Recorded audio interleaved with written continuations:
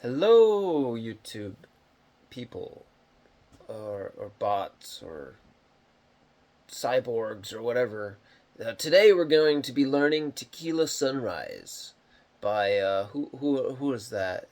The Eagles from their 1973 album. Uh, well, I never really listened or had their albums, but is it like Desperado, Electra, Silent, something like that. Anyway, the chords are G, D, A minor, and that's the verse. So and it has a repeating pattern. So some of the things you do on this G chord.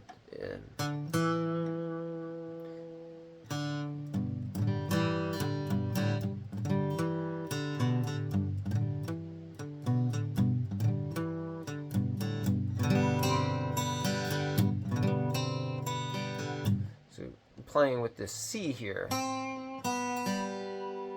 and also this E.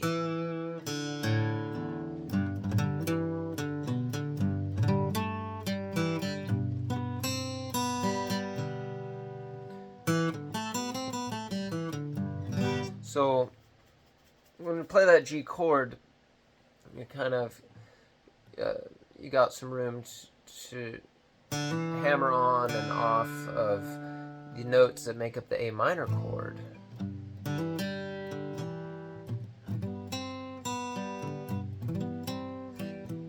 Like that. And there's a strumming pattern or technique. You could emphasize. I'm a little distracted. It's a beautiful day out. It's another tequila sunrise, standing slowly across the sky. Say goodbye. So that's sort of how those verses go. He was just a hired hand, working on the dreams he planned to try. He's gone by.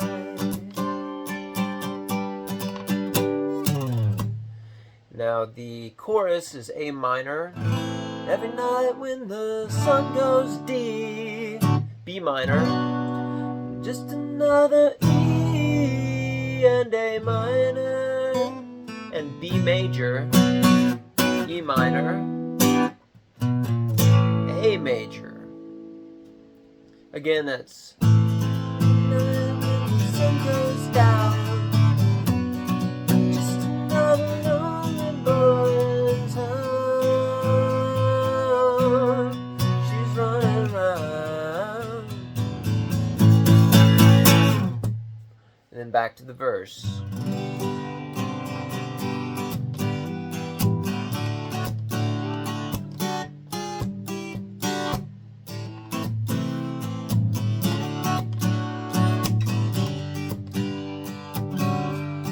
So sounds good. I think it sounds good to kind of slide into some of these chords, especially the G and D.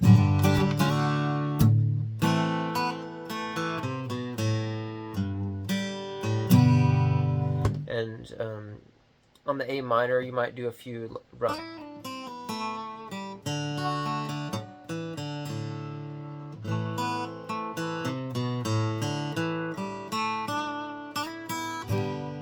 You could do some runs on the scale or whatever on the A minor. So that's Tequila Sunrise. It's a very simple song. Great song for harmonizing. If you've got like a duet or a trio or quartet or like a choir. Yeah, great song. It's not that complicated. Your basic chords. This is a great song to learn if you're a guitar player. It's going to teach you a lot of great chords and a lot of really great guitar techniques for the right hand rhythm. A lot of tone colors to add to these chord tone colors. Like this G here. with this added C. What is that? G, C, no, G, A, B, C, D, E, F, G, A, B, C. So it adds an extra fourth. I guess that's a G sus4. And, what is that? E, so G, A, B, C, D. So you're doing like a sixth and the fifth.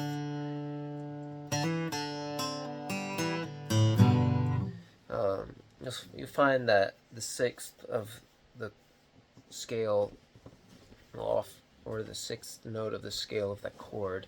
And what I mean by that is, like, if you're doing a major scale on G, do, re, mi, fa, sol, la, that's la, which is the beginning of the relative minor, I guess. Yeah, E minor. That's E.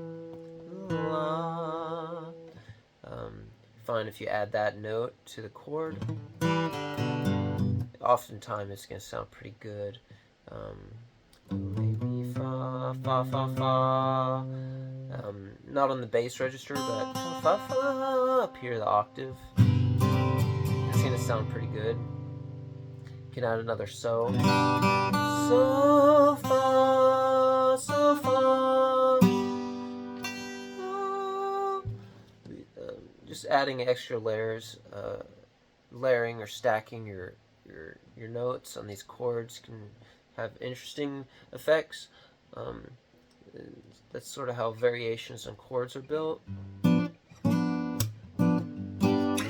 If I had the production value, I'd show some notation, some tabs, some Nashville notation, and that sort of thing. Even I could even show you the lead sheet, like the finger placement. I don't know what those are called, but you know, some sheet music has a guitar finger placements up there, and I'm hoping to get that going someday soon. You know, with your support, with viewers like you, you know, we can make it happen. We're over halfway to being monetized, so thanks. I appreciate it. Sub, share, like, subscribe, comment, please, and thank you.